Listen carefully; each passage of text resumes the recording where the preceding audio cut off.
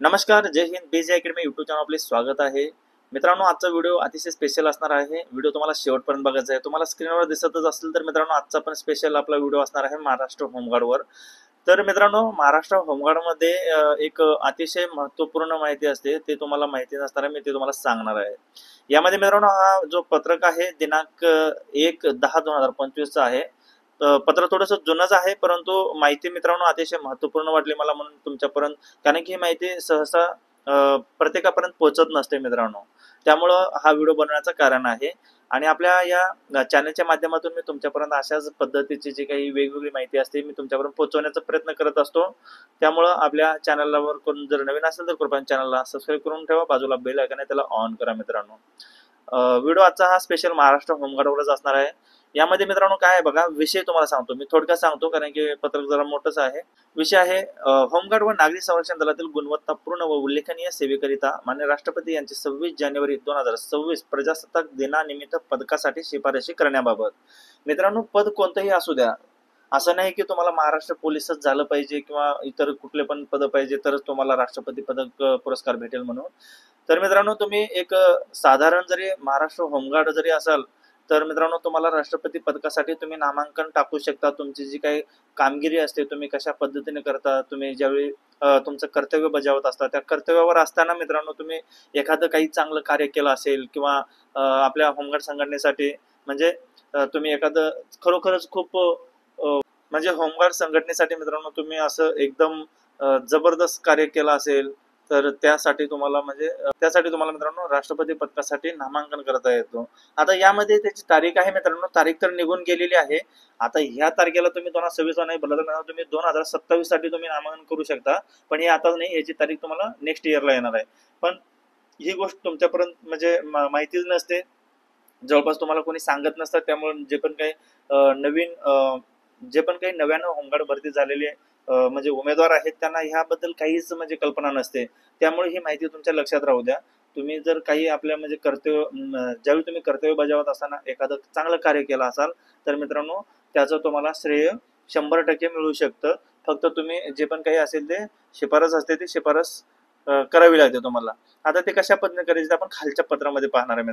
आता यामध्ये बघा, उपरोक्त संदर्भांकित विषयानुसार केंद्र शासनाच्या संदर्भीय परिपत्रकान्वये होमगार्ड संघटनेच्या स्थापनेवरील वेतनी अधिकारी कर्मचारी तसेच मानसेवी अधिकारी स्वयंसेवक यांनी केलेल्या गुणवत्तापूर्ण उल्लेखनीय कार्याबद्दल मित्रांनो लक्षपूर्वक आहे का, काय म्हणलेलं आहे, गुणवत्तापूर्ण उल्लेखनीय कार्याबद्दल त्यांचे नाव होमगार्ड व नागरी संरक्षण दलातील गुणवत्तापूर्ण उल्लेखनीय सेवेकरिता महाराष्ट्रपती यांचे पदकासाठी नामनिर्देशित प्रस्तावित करावयाचे आहेत.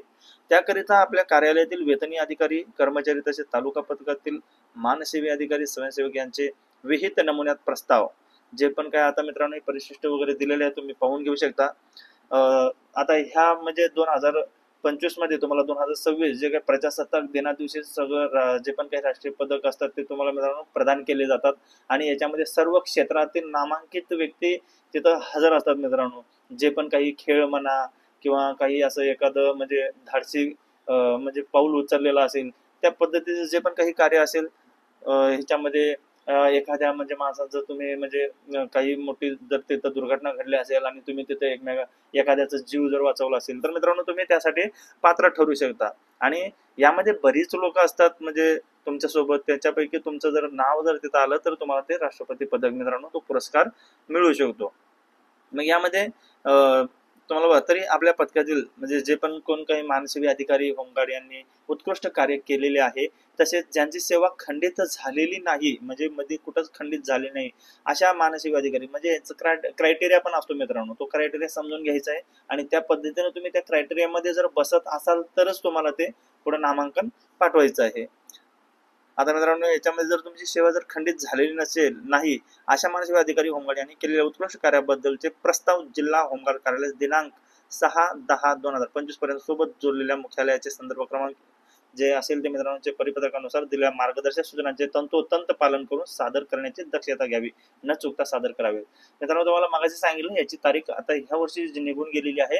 फक्त हे तुम्हाला व्हिडिओ बनवण्याचं एकच कारण की तुम्ही नेक्स्ट इयर मध्ये जर तुम्ही आता आता नेक्स्ट इयर आपलं 2026 येणार आहे. 2026 मध्ये जर एखाद्या त्या वर्षामध्ये तुम्ही चांगली कामगिरी केली असेल, तर तुम्ही 2027 जानेवारी महिन्याच्या 2027 मध्ये न चुकता तुम्ही नामांकनासाठी पाठवण्यासाठी हा व्हिडिओ बनवलेला आहे मित्रांनो. कारण की तुम्हाला कल्पना असावी, कारण की ह्या अशा गोष्टी तुमच्यापर्यंत पोहोचत नसतात, माहीतच नसतात. त्यामुळं आपल्या चॅनलच्या माध्यमातून मित्रांनो अशी इन्फॉर्मेटिव्ह माहिती पोहोचवण्याचं मी कार्य करत असतो. त्यामुळं आणखीन आपल्या चॅनलवर जर कोणी नवीन असेल तर अशाच इन्फॉर्मेटिव्ह माहितीसाठी आपल्या चॅनलला सबस्क्राईब करा मित्रांनो. व्हिडिओ आपल्या मित्रांपर्यंत शेअर करायला विसरू नका आणि व्हिडिओला लाईक करा मित्रांनो. आता याच्यामध्ये सदर महाराष्ट्रपती यांचे पदकासाठी प्रस्ताव पाठवण्याची कार्यवाही वेळेत केल्यास समाजाचे पदाधिकारी व अंशकालीन लिपिकांना जबाबदार धरण्यात येईल, याची गांभीर्याने नोंद घ्यावी.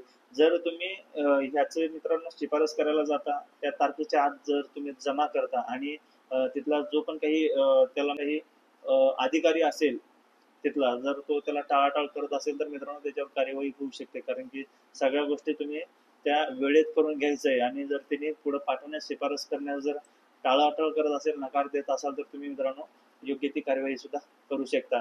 त्यामुळं तुमचं जे काही कार्य आहे, तुम्ही जो पण काही प्रस्ताव पाठवत असता म्हणजे वरती नाम देण्यासाठी, ते तुम्हाला 3 प्रतीमध्ये करायचं असतं मित्रांनो. आपली चांगली फाईल करायची, जसं की आपण कॉलेजमध्ये शाळेमध्ये असताना एखादा प्रोजेक्ट तयार करतो मित्रांनो. त्या प्रोजेक्टनुसार तुम्हाला एकदम कसं एखाद्याला जर आपण सादरीकरण करतो एखादा प्रोजेक्ट, तर तो कशा पद्धतीने दिसला पाहिजे, एकदम सुटसुटीत तंतोतंत त्याची म्हणजे त्यामध्ये झेरॉक्स वगैरे प्रॉपर सगळ्या तुम्ही जे पण काही कार्य केलं असेल त्याचा पुरावा वगैरे त्याचं सगळं म्हणजे जर पेपरमध्ये कात्रणा पेपरचं न्यूजचं ज्या पण काही गोष्टी तुमच्याकडे आहेत म्हणजे पुराव्यासाठी, ते संपूर्ण पुरावा जोडून तुम्हाला तो एक प्रोजेक्ट बनवायचा आहे. एक प्रती झालं तर त्याच्या असे 3 प्रती मित्रांनो तुम्हाला ते करून ठेवायचं आहे. आणि अशा पद्धतीनं मित्रांनो तुम्हाला म्हणजे मगाशीच म्हटलं तुम्हाला पद कुठलंही असू दे, राष्ट्रपती पदकासाठी तुमचं नामांकन जाऊ शकतं मित्रांनो तुमच्या उत्कृष्ट कामगिरीसाठी. त्यामुळे मित्रांनो व्हिडिओ तुम्ही हलक्यात घेऊ नका हा. धन्यवाद.